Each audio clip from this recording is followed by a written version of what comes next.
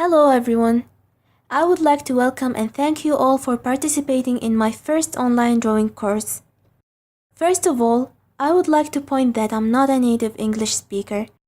I have tried delivering this in the clearest and simplest language, but I'm sure I made several grammatical or pronunciation mistakes, so please do forgive me for that. As you might have seen in the course curriculum, this course is divided into 4 sections. Each section covers related topics. Before we start, I have several points I would like to clarify.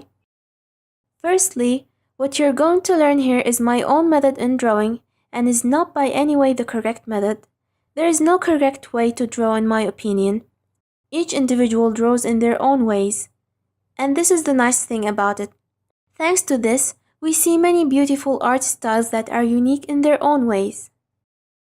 Secondly, you're going to learn the basics of drawing here, and I have to request that you practice, and practice, because drawing is a skill in the end, and any skill needs a practice to be improved.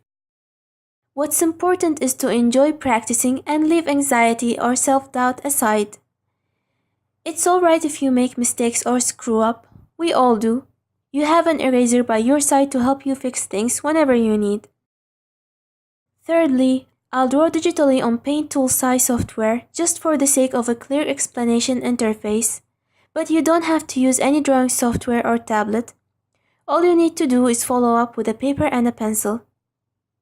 Also, I will draw the base guidelines with the blue color and sketch with the black so it's clear for you. But if you're drawing on paper, then make sure to draw bases lightly with pencil so you don't get your lines mixed up.